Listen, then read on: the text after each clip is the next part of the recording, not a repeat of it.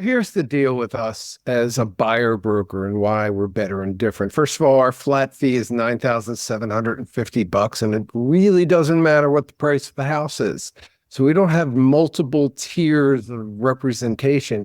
Everyone gets totally 100% top flight representation. You're going to get both of us who are brokers in California, not salespeople. We don't pawn you off on anyone else. And we work out of Slack channels to keep the communications great. Everything is in writing. You sign a contract as a non-exclusive buyer. So that means you can use us for something, you can use somebody else for something. It doesn't matter. So we work out of the Slack channels. We get you all the information that we can, all the context of everything. We talk with the other agents. We talk with agents who have properties under contract that are similar, try to feel out the pricing. It's just that we love the details and we know going in what you're going to need to be able to have a successful offer. Because if you're offering in Cupertino, where there's a single family house and there's 50 other people competing, we have ways of making sure that you go to the top. Whereas if there's nobody else competing, we're going to negotiate a lot for you because we can get away with a lot. So it just all depends on the house. It depends on the context of everything going on. And we've just had so much experience dealing in different parts of the country. So we get an idea of what needs to be done to get you under contract. Talking with René, Pérez, and Fred Glick here. This is We Fixed Real Estate, and that was the 1 minute plug for first-time home buyers. Fred, we're off to a new week. What's going on?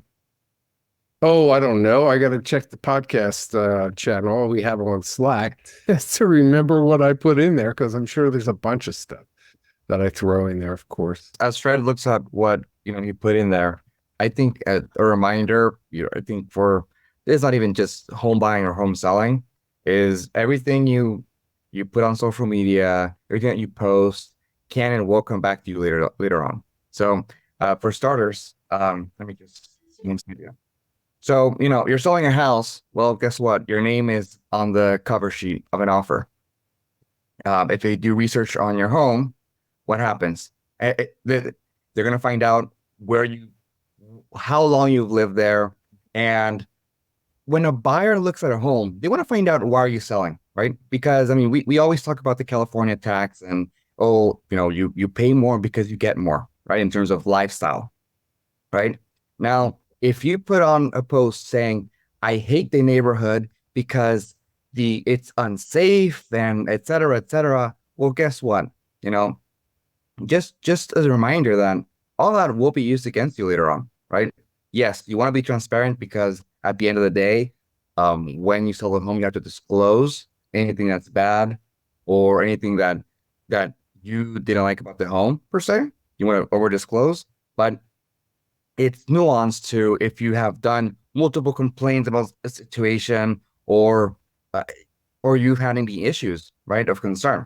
So, I know Fred, you saw that a little bit more deeply on the channel, but just as a reminder, right? Like, you're going to be filled with and then the biggest thing is, like, if you make that type of commentary and then when you're selling the house, you don't disclose that, well, guess what? Now there's a lawsuit in the mix, because when you were selling on the official documents, you don't disclose that thing.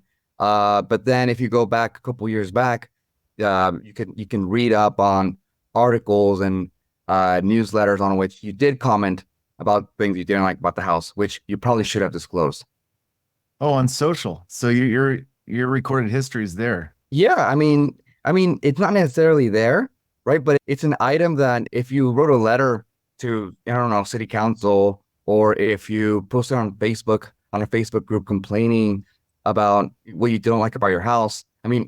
Most people don't realize that, like, hey, my Facebook profile is public.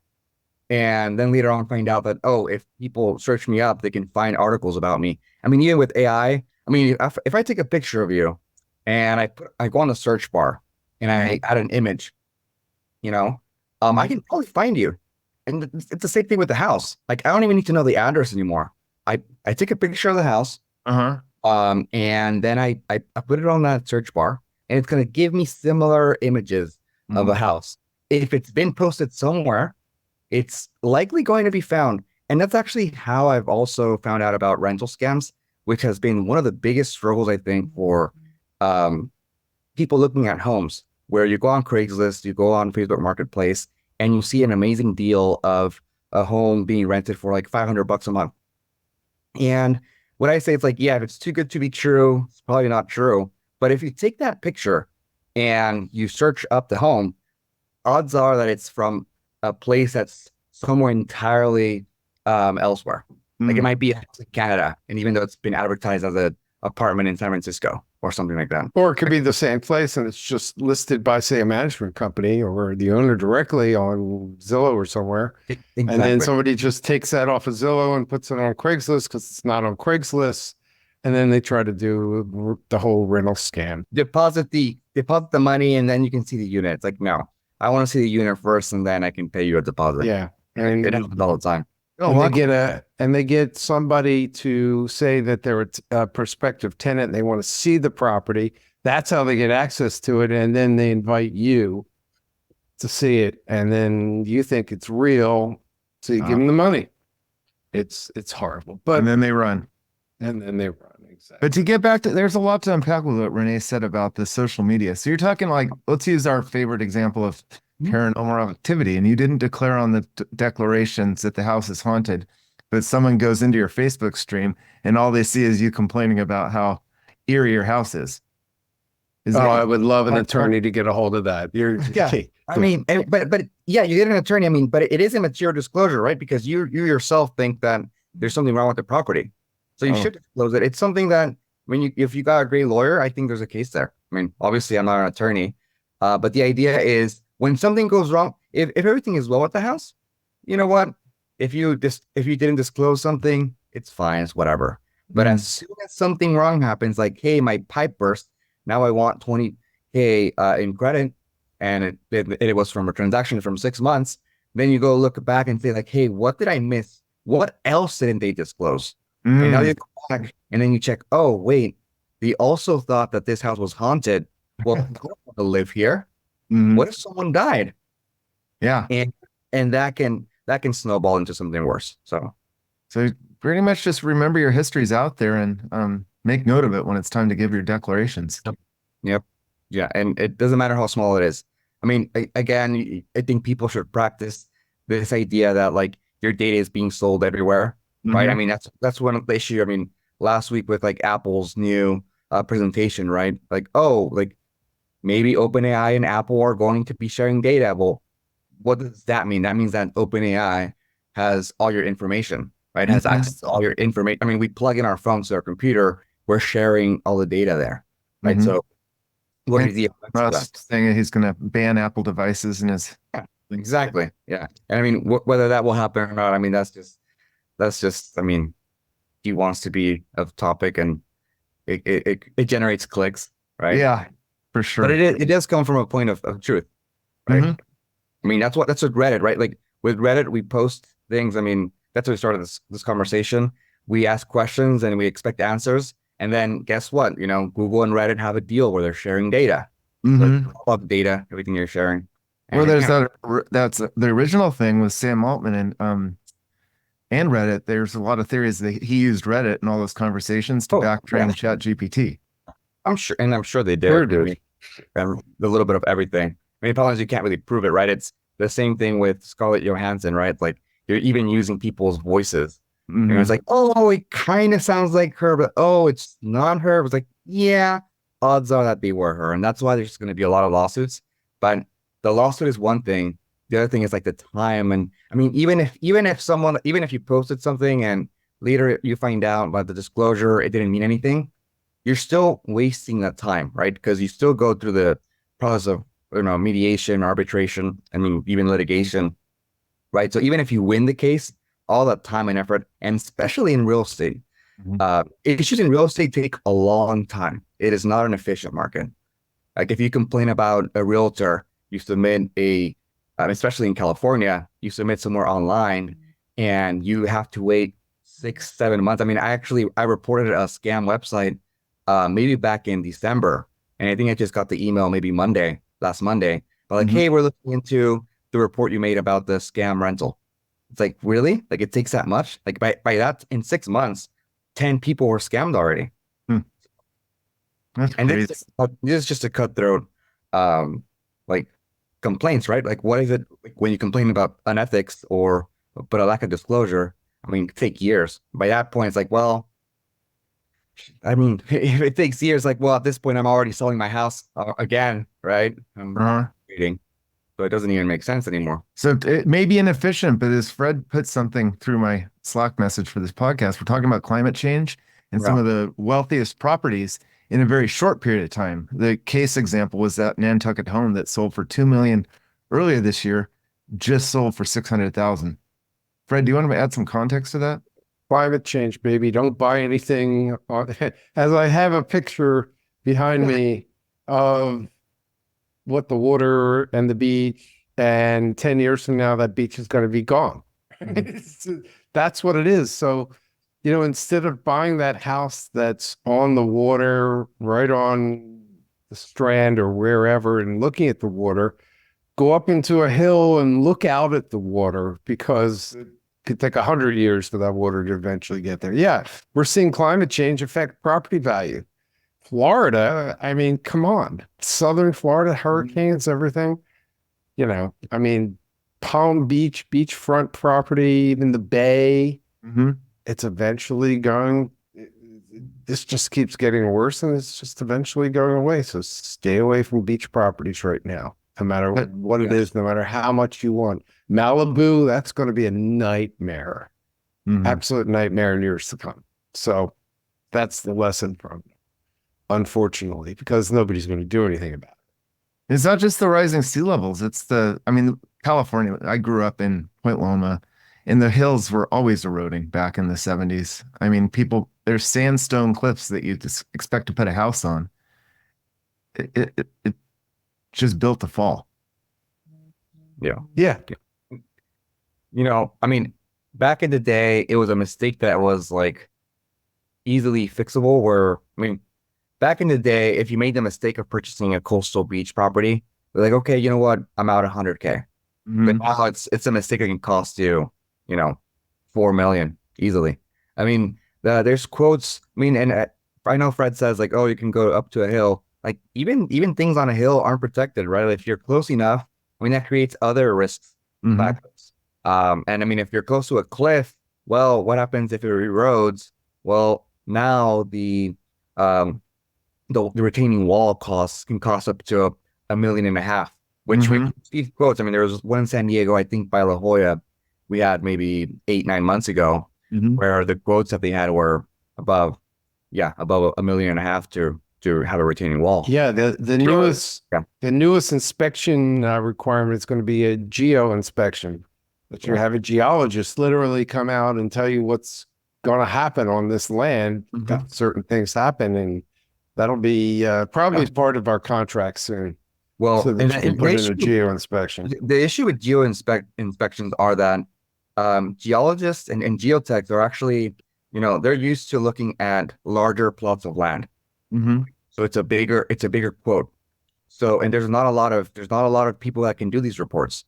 So what happens is that nobody really wants to get out of the way to inspect a small property and get paid $500. These reports can easily cost $2-3 grand, right? And people skip these reports all the time.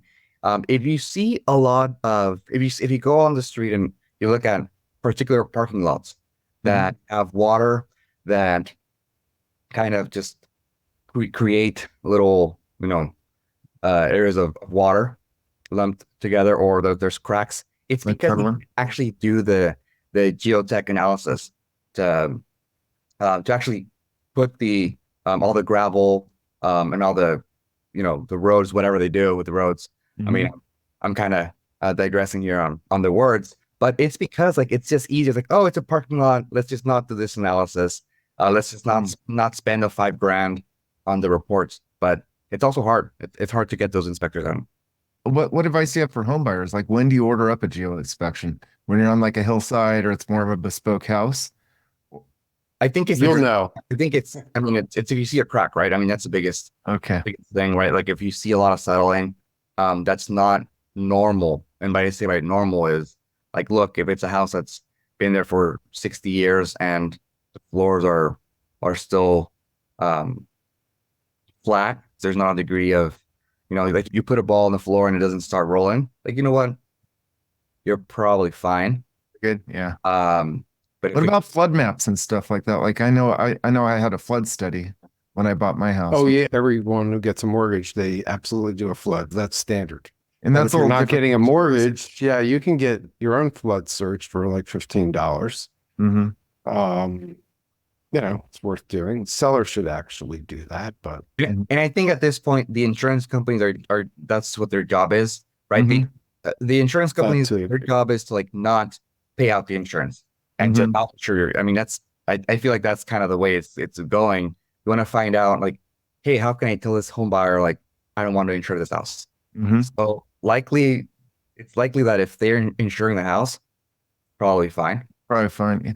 You bring up a really good point on insurance. I was at a party on Friday, a couple days ago, and a bunch of us were together talking, and they were complaining about how their homeowners insurance has nearly doubled in the last year. oh, they're lucky it only doubled. It's just mine is not yet, but they're like it's coming. Well, I mean, if you're grandfathered into a home insurance, it's a less likelihood that you're just going to be thrown at like a price that doubles, right? Yourself, but especially like a new home buyer, for example, like you're just toast if you're getting new insurance. It's like Oh. maybe it was insured for $1,000. Mm-hmm. The new home buyer has to pay $4,000. Yeah, So, his just renewed from $2,000 to $4,000. Yeah. Just as part of the normal renewal. But that just seems absolutely a huge price increase that most people aren't willing. Oh, Florida, you make. can't even get insurance on a lot of places. So And that's why in Gimme- Florida, it's a buyer's market, right? Because you can't insure it. So yeah, there's but half the price. exactly, but it's a lot of risk to buy without insurance, especially a crappy condo that's not Fannie Mae approvable and there's no reserve study. I mean, places are worthless. So what happens with your mortgage if your house suddenly becomes uninsurable? They can foreclose. Okay. Or So you you just violated the mortgage that you don't have insurance, or they can find insurance for you. That is usually, $30,000 a year, and then you have to pay it. oh Because the wow. lender has to be insured. It's ugly. It's ugly, ugly, ugly, ugly. Or Yeah, you and- just give it back to them because And you're I- never going to recover. I won't comment on home insurances here on the podcast, but there's a bunch of tech-centric home warranty products out there that are, a little bit more of an aggregator of sorts, where you just put the address and you try to compare against them. It's like, I know that the most typical and well-known is the California Fair Plan, but Mhm. there's better options than that. So, But the lender is allowed to put their own insurance. They can go and pick it and put it on there. So they don't care. Yeah. They'll get Lloyd's of London policy for over $1 zillion. you don't want the lender's insurance because No, of course you don't. But if you can't find it yourself, then you're stuck with it. If they can insure it, if they can't insure it, then it's a bigger problem. But the idea is they don't want to lose money, right? At the end of the day. exactly. And they want the states to help them. Mhm. That's the other thing. So, we're getting into the macro. No, it's Craziness good of evolution of insurance the companies. conversation. There you go. What else is top of mind at the start of this week? Well, We got drones in real estate. We have the usual conflict of interests and such. yeah. We didn't go through this at a time, kids, so we're kind of scrolling through this. No, we like to give it real time, and this is like under the hood podcast. Okay, I don't know if we covered this last time, but NAR Pride Month We did post draws hundreds of like 800 responses. idiots. Just a post. Idiots from realtors. We're not realtors. Okay, let me say that again. I mean, I'll say this again, even though we've probably have said it hundreds of times. People still sometimes don't realize what a realtor is. right? In California, there's 2 licenses. You can either start as a real estate salesperson, which is usually labeled as a real estate agent to simplify things. And once you've had 2 years of history and more education, then you can apply for a real estate broker's license. That's those in California. Other states, there's up to like 5 different levels of broker levels, right? And California is just those 2 levels. Now, once you are licensed, you can then decide to go to a association of realtors and pay a fee to become a realtor. I don't know the exact amount that you pay per month to be a realtor, but you subscribe to their membership. You don't have to, there's no application process. There's no test. You don't have to like pass a certification. You just pay the fee and you become a realtor. And then, you know, as a realtor, you get to say like, oh, I'm going to follow the code of ethics. Now, a little background on the code of ethics. The state of California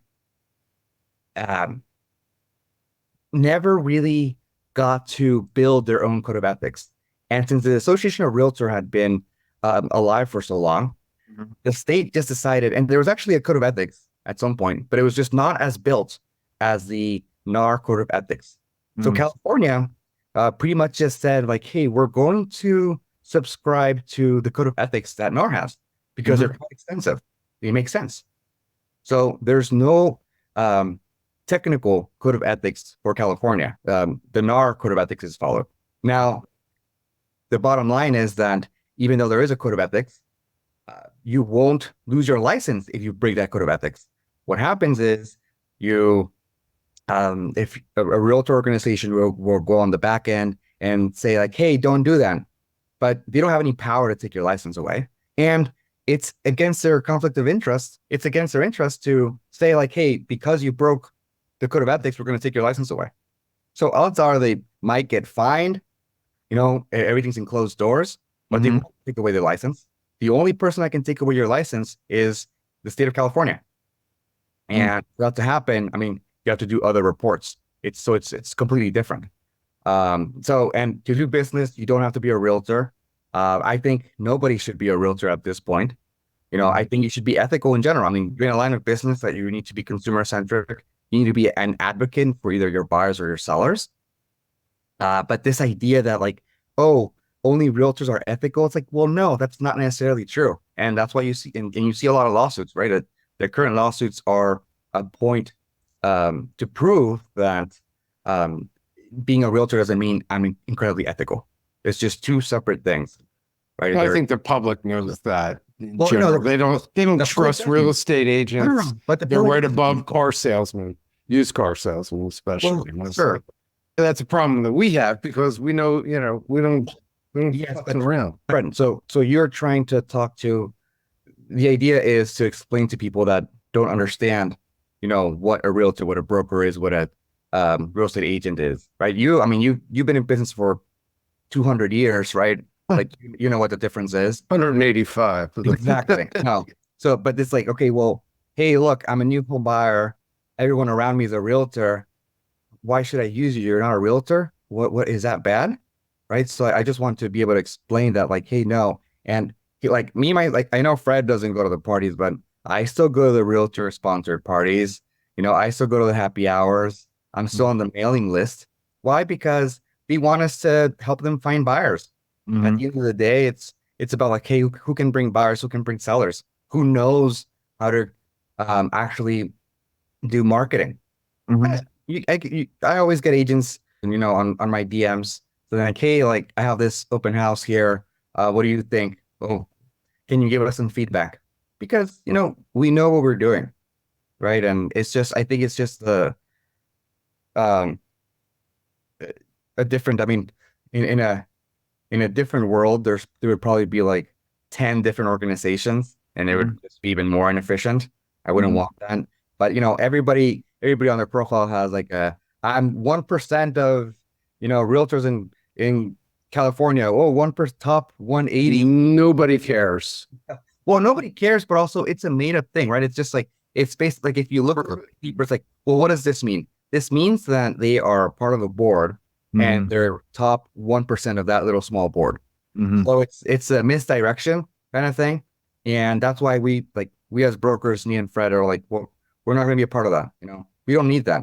We don't need that fake marketing because we prove ourselves by what we do and how we help you. You know, that's more important than like being 1%. Well, it's Just because you grew up in a certain county and you've lived there all your life and your children are there and you're a member of this society or whatever. Tell me how well you can negotiate a contract for me. Tell me, you know, the nuances of the particular properties that you can find out that nobody else can, as opposed to, I don't care that you went to high school here. What does that matter? How does that make you a better agent? It doesn't. It's just puffery because 30 years ago, they were told, get your picture on everything because then you'll be a local celebrity and people feel that marketing is over, guys. It's gone. It's done. It's finished. People don't care anymore. They're looking for the reality of how well you can do for them. Period.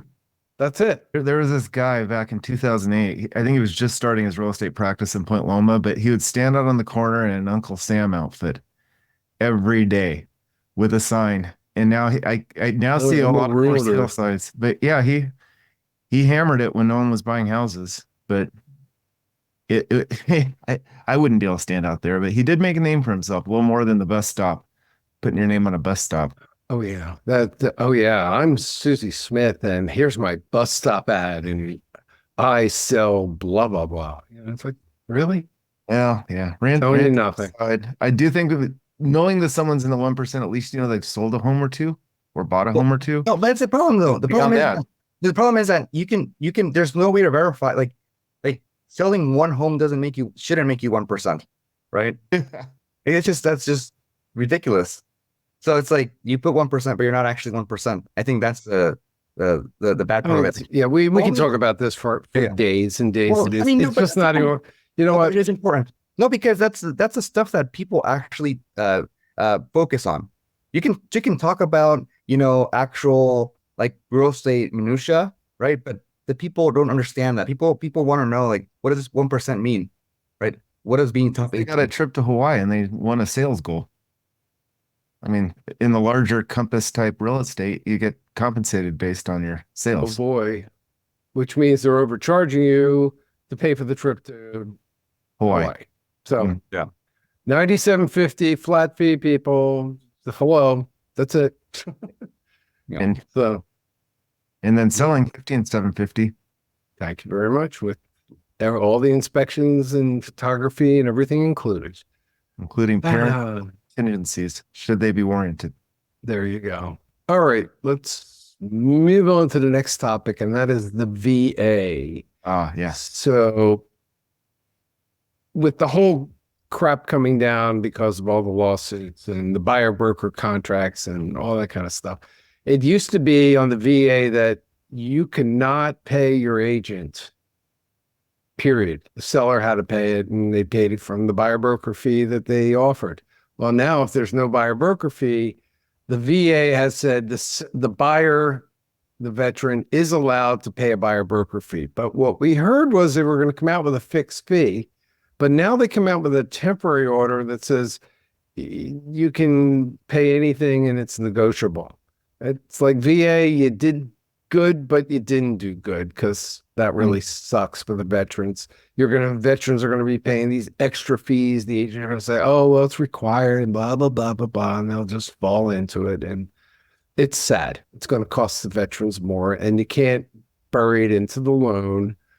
You can get it back by having some kind of a credit towards closing costs, so the net dollars are the same. But veterans, be careful out there. That's all I'm going to say. Be very careful and read before you sign anything, because you're going to have to sign a buyer broker contract. Shop around also, just like you would on a mortgage. Shop around. So, yeah, I think too many people sign that contract lightheartedly, not knowing what it really entails. Where people say like, hey, like, I thought my contract was non-exclusive, but then I read, you know, the fine print and it said that it was exclusive. So Even though the agent said it was non-exclusive, we've had people come to us with that stuff. They just lied, just purely lied, because they don't know how to get real business. They only know how to get it through line. You know, and it's like the old thing where, oh, well, the seller pays the commission. Well, of course they do, but you're paying it in the price of the house. So, you know, it's not a lie, but it's a lie. You know what I mean? Well, what about hockey? You think it's gonna go back to Edmonton? Or Yeah, is it tonight or tomorrow night? I believe it's game 5 in Florida. Edmonton, I don't know if they got too many goals. They won, what was it, 8-1, 8-2? yeah, I was watching that. Yeah, but you know, Florida's going to come back, play more defensively, blah, blah, blah, and it's going to be a 2-1 game. So, but you still got Connor McDavid and Leon Draisaitl. You know what? Watch the game and find out what happens. Yes. It's the best idea. Well, let's see. Renee, do you have any last thoughts as we wrap down this episode? yeah, I mean, I guess we didn't really touch much on, I mean, you said like watch out veterans. Yeah, I mean, I think it sucks that the people that need the most help are the ones that are affected the most. So as a veteran, I mean, if you're offered some like premium product, read the fine print, because you're probably being steered into a product that is not legitimate, right? I mean, we see all these organizations that say like, hey, I help veterans, but it's like, well, what does this mean, right? So make sure that you're not charged, you know, an initial fee to be a part of a program that is supposed to help you. And it's not just veterans, you know, if you're part of, you know, part of June, LGBTQ plus, minority, woman, just anything in general. It's like, if you're accepted into a program and you're asked to pay something, and I've seen these programs exist, don't sign that type of paperwork. So that's my takeaway. That's very wise. Yeah. I mean, you shouldn't, if you're trying to help a disadvantage or a subset of the real estate market, they shouldn't be having to pay just to get in there. Yeah. Well, and the problem is that it's a good SEO, right? Like if you're a veteran, you're a minority, you're going to type, you know, how to buy a house as a veteran. And then you click on the first thing that's sponsored by someone who's trying to sell you a product. And they might might programs for veterans. Exactly. Oh, sign up. And then you're added to the mailing list, and they're gonna upsell you on something that doesn't exist. Good PSA. Yep. What's your last? Okay. Good news, bad news. One of our clients got approved and they won that lottery that we've been talking about in California. Yeah. That's the good news. The bad news is it takes like 17 years to process through some company, and then they take like over 30 days to close. So it's like that actually, I mean, that goes on to like what I was just saying, right? Like even the products that are supposed to help the clients, it's not 10 million years, but it is 8 to 12 weeks. 8 to 12 weeks in a California real estate market is, I don't even know what they're doing. The guy's already approved for his mortgage. We pre-approved him. And why are they taking a month to close? It's just the seller's going to say, no, I'm not, you know, in a competitive market, I'm not waiting 30 days, more than 30 days to close. Yeah. Oh, see, special program. Wow. So you have to find the house, then you start the process, which can take 8 to 12 weeks. No, you have to do the process. You got to get the pre-approval thing, which takes 3 months for some reason. And then when you find a house, it's going to take over 30 days to close, which is also ridiculous. So the bottom line is, with all these great programs, there's always a catch. And that's why not as many people can take advantage of it. So it's just buy a house. Well, it's good that somebody got it. That's great. Yeah. So, but then they're forced to go to a less competitive market or a less competitive totally house where someone got to use these special lenders, and it's just awful. Hopefully they'll find a house. He'll help them find a house. We'll see. We shall see. Okay. All right. We got enough. We're busy. Market's busy. It's crazy out there. Just be prepared, kids. We'll get one, everyone. Bye.